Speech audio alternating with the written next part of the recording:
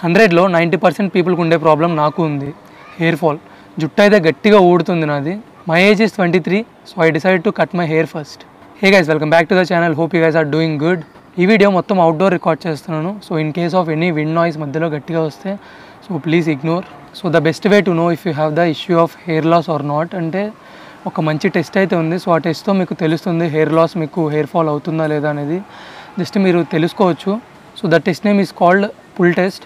So pull test ఏంటంటే ఇక్కడ నుంచి ఒక హెయిర్ ఫాలికల్ పుల్ చేయాలి అండ్ ఈ బ్యాక్ నుంచి ఒక హెయిర్ ఫాలికల్ అనేది పుల్ చేయాలి. సో ఆ 2 హెయిర్ ఫాలికల్స్ని మీరు సైడ్ బై సైడ్ పెట్టి కంపేర్ చేయండి, లైక్ మీ ఐస్తోనే కంపేర్ చేయండి చాలు. So you will get to know. So ఆ థిక్నెస్ని బట్టి మీకు తెలుస్తుంది. సో బ్యాక్ ఉన్న హెయిర్ మీకు థిక్గా ఉండి మీకు పైన ఉన్న హెయిర్ కొంచెం థిన్గా ఉంటే కనుక ఫస్ట్ స్టేజ్ ఆఫ్ హెయిర్ లాస్లో ఉన్నట్టు. And it's a golden time to save it where it is. So జనరల్గా హెయిర్ ఫాలికల్ హెల్దీ అయితే ఆ రూట్లోంచి మీకు 3 to 4 హెయిర్ ఫాలికల్స్ అయితే బయటకు వస్తాయి. సో ఎప్పుడైతే మీకు హెయిర్ లాస్ స్టార్ట్ అవుతుందో 3 కాస్త 2 అవుతాయి, 2 కాస్త 1 అవుతాయి, ఇంకా మెల్లగా 0 అయిపోతే ప్లెయిన్ మీకు ఆ బ్యాలెన్స్ గుండె అనేది వచ్చేస్తుంది. ఇంకా నేను హెయిర్ ఫాల్ అవుతుందని 3 దగ్గర ఉన్నప్పుడే రియలైజ్ అయ్యా. మీరు 0 దగ్గర రియలైజ్ అయితే చేసేది ఏం లేదు, చేతులు కాలేక ఆకులు పట్టుకోవడం అంటారు కదా, అదే పరిస్థితి. అండ్ ఈ హెయిర్ ఫాల్కి మెయిన్ రీజన్ వచ్చేసరికి నా జెనెటిక్స్. మా ఫాదర్కి బాల్నెస్ ఉంది, మా తాతకు ఉందో లేదో నాకు తెలీదు, మా డాడీకి అయితే బాల్నెస్ ఉంది. సో నాకు వస్తుందని నేను ఎప్పుడో ఫిక్స్ అయిపోయాను బ్లైండ్గా. ఇది హెరిడిటరీ అని అయితే చెప్పచ్చు, but I would hold it for a while if I care for my hair. యాక్చువల్గా ఈ స్టోరీ 3 years బ్యాక్ స్టార్ట్ అయింది. When I was in college. నేను మంచిగా లీన్ అయితే అయిపోయాను, నా బాడీ ఫ్యాట్ పర్సంటేజ్ పర్ఫెక్ట్గా తగ్గిపోయింది అండ్ నేను నా వెయిట్ లూజ్ అయిపోయాను మొత్తం 76కి. యాజ్ పర్ బిఎంఆర్ నేను 76 అయితే ఉండాలి నా హైట్కి. నా హైట్ 5'11'కి నా ఏజ్కి నేనైతే 76 ఉండాలి ఎగ్జాక్ట్గా. సో దట్ టైం నేను 92, 93 ఉన్నాను. సో 93 నుంచి నేను 76కి అయితే తగ్గిపోయాను. లైక్ అరౌండ్ 12 months పట్టింది నాకు. సో 12 monthsలో నేను వెయిట్ లాస్ అయితే అయ్యాను. ఆ టైంలో నా హెయిర్ బాగుంటుండే, మొత్తం కేర్ అయితే పర్ఫెక్ట్గా ఉంటుంది, స్కిన్ కేర్ అయితే నేను పర్ఫెక్ట్గా తీసుకుంటుండే ఆ టైంలో. సో హెయిర్ ఫాల్ అయితే అసలు ఉండేది కాదు అప్పుడు. అండ్ బై ద వే నేను అప్పుడు నా హోమ్ టౌన్లో ఉండేవాడిని, విజయవాడలో. సో అక్కడ కృష్ణా రివర్ వాటర్ అంతా నాకు పర్ఫెక్ట్ సెట్ ఉండేది. సో డైట్ కూడా నేను ఎగ్జాక్ట్ తీసుకుంటున్నా కాబట్టి, so what I want, what I need అనేది నాకు తెలుసు కాబట్టి, సో ఆ టైంలో మొత్తం వెల్ అండ్ గుడ్ పర్ఫెక్ట్ ఉండేది మొత్తం. సో ఇప్పుడు మళ్ళీ నా బాడీ ఫ్యాట్ పర్సంటేజ్ పెరిగింది, వెయిట్ గెయిన్ అయ్యాను. సో మొత్తం అన్హెల్దీ స్నాక్స్, అన్హెల్దీ ఫుడ్ అంతా మొత్తం అయితే నేను నా బాడీలో జంక్ అంతా స్టోర్ చేశాను మళ్ళీ. సో దానివల్ల నాకు మళ్ళీ హెయిర్ ఫాల్ అనేది స్టార్ట్ అయింది. సో దట్స్ ద రీజన్ నేను హెయిర్ కట్ అయితే చేయించాను. హెయిర్ కట్ ఫస్ట్ దీన్ని క్రూ కట్ అంటారు. సో క్రూ కట్ అంటే హెయిర్ ఇంతే ఉంటుంది. సో హెయిర్ని కట్ చేయించాను, మొత్తం ట్రిమ్ చేయించేసాను. సో హెయిర్ లెంత్ ఎక్కువ ఉండడం వల్ల మీకు ఏంటంటే హెయిర్ త్వరగా బ్రేకేజ్ అయ్యి హెయిర్ ఫాల్ అనేది అవుతుంది మీకు. సో మీరు ఎప్పుడైతే షాంపూయింగ్ చేస్తారో, ఎప్పుడైతే హెడ్ వాష్ చేస్తారో మీకు హెయిర్ ఫాలికల్స్ అనేవి మీకు ఎక్కువ కనిపిస్తాయి. సో అదే మీరు హెయిర్ అనేది మీరు షార్ట్గా ఉంటే మీ హెయిర్ త్వరగా బ్రేక్ అయితే అవ్వదు. మీరు ఏదైనా ప్రొడక్ట్స్ యూస్ చేస్తే మీకు త్వరగా యూజ్ ఉంటుంది.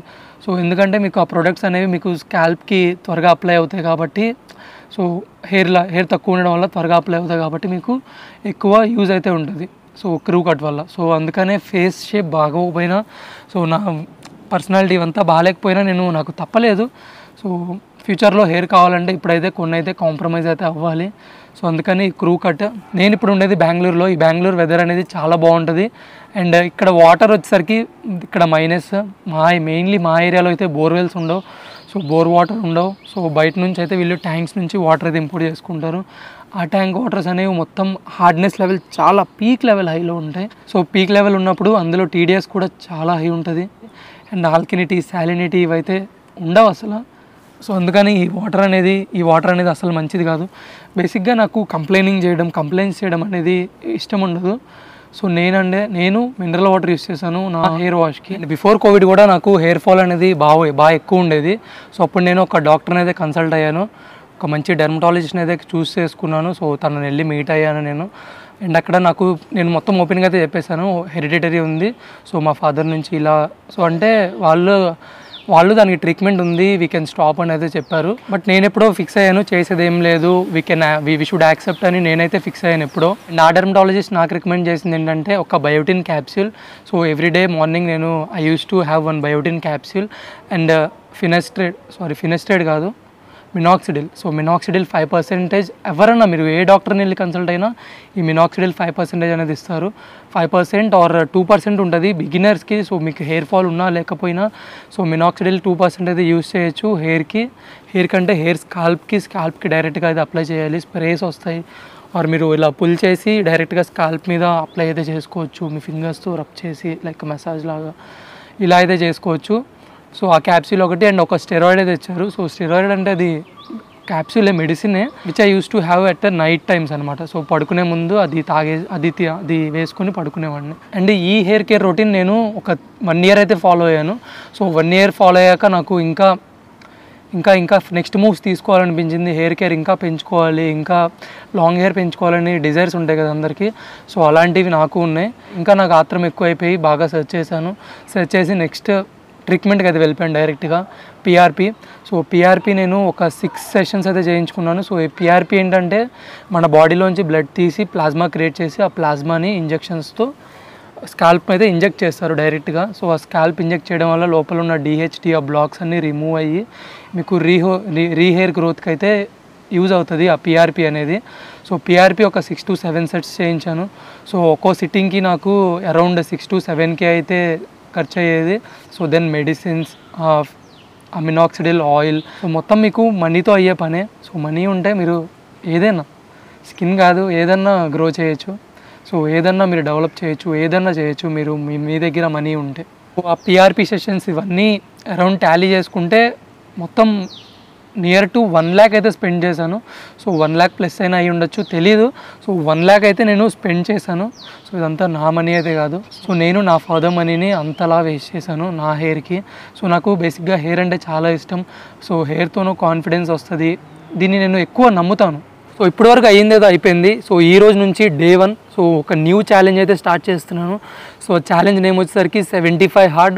సో ఈ 75 hard ఛాలెంజ్ ఏంటంటే we should have good diet అనమాట. లైక్ మొత్తం హెల్దీనే తినాలి, ఒక్క చీట్ మీల్ కూడా ఉండకూడదు, మొత్తం మనం తీసుకునేవంతా హెల్దీ ఫుడ్ అయితే తీసుకోవాలి. అండ్ సెకండ్ వచ్చేసరికి no alcohol, no porn. So ఇవన్నీ చేస్తే మన బాడీ డీటాక్సిఫై అవుతుంది. ఇది స్టెప్ 2. అండ్ స్టెప్ 3 వచ్చేసరికి drink 1 gallon of water.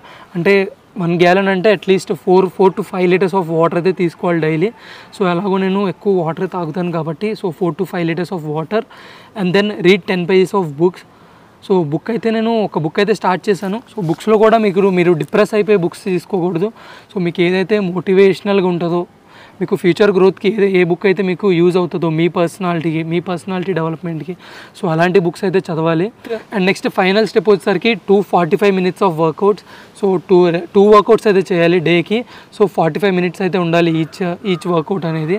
So ఇది 75 hard అయితే. ఇందులో ఏది బ్రేక్ చేసినా we have to start it from Day 1. So ఒక 10 days కంప్లీట్ చేసి ఆ రోజే మనం ఏమైనా చీట్ మీల్ తీసుకుంటే again we have to start it from Day 1. So ఈరోజు నా Day 1. సో నా Day 1 మీకు షార్ట్స్లో అయితే యూట్యూబ్లో అయితే అప్లోడ్ చేస్తాను. So Day 1 to Day 75 shorts అనేది యూట్యూబ్లో అప్లోడ్ అయితే చేస్తాను నేను. ఇవన్నీ చేయడానికి రీజన్ ఏంటంటే నా బాడీ డీటాక్సిఫై అయ్యి మొత్తం హెల్దీగా అయితే అవుతుంది. సో బాడీలో ఉన్న ఫ్యాట్ పర్సంటేజ్ అంతా తగ్గుతుంది. సో ఇక్కడ నేను వెయిట్ లాస్ అయితే చేయట్లా, ఫ్యాట్ లాస్ అయితే చేస్తున్నా. సో ఫ్యాట్ లాస్ అనేది చాలా టఫ్ వెయిట్ లాస్తో కంపేర్ చేస్తే. సో ఈ ఛాలెంజ్ ఇప్పటివరకు తెలుగులో ఎవరైతే చేసలేరు. నేను సెర్చ్ చేశాను యూట్యూబ్లో, ఇన్స్టాగ్రామ్లో సెర్చ్ అయితే చేశాను. సో నాకైతే ఏ రికమెండేషన్స్ రాలా తెలుగులో. హిందీలో అయితే ఉన్నాయి, ఆల్రెడీ వీడియోస్ అయితే ఉన్నాయి. నార్త్ సైడ్ వాళ్ళు కొంతమంది చేశారు. సో వాళ్ళ రిజల్ట్స్ అయితే నేను చూడలేదు, బట్ వాళ్ళైతే స్టార్ట్ చేసిన వీడియోస్ అయితే ఉన్నాయి కొన్ని. సో ఈరోజు నా Day 1. సో చేయడానికి మెయిన్ రీజన్ వచ్చేసరికి బాడీ డీటాక్సిఫై అవుతుంది.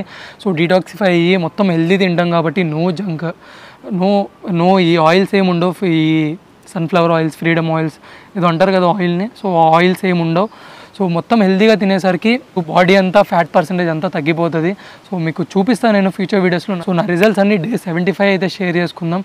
సో Day 75 వరకు మీకైతే షార్ట్ వీడియోస్ అయితే వస్తూనే ఉంటాయి. Day 1 to Day 75 ఎలా అయితే నా జర్నీ సాగిందో, నాకు ఏ డే నేను ఎలా ఫీల్ అయ్యానో అంతా వీడియోస్లో ఎక్స్ప్లెయిన్ చేస్తాను. సో నా హెయిర్ గురించి కూడా ఆ రోజు అయితే డిస్కస్ చేద్దాం. ఇప్పుడు ఎలా ఉంది, అప్పుడు కండిషన్ ఎలా ఉంది, సో మొత్తం మీతో అయితే షేర్ చేసుకుంటాను. So if you watch it this video till now here, you know what to do it like button, do share, do comment, please subscribe. So I believe body అయితే షెడ్కి వెళ్ళిపోకుండా ఉంటుంది. Bye.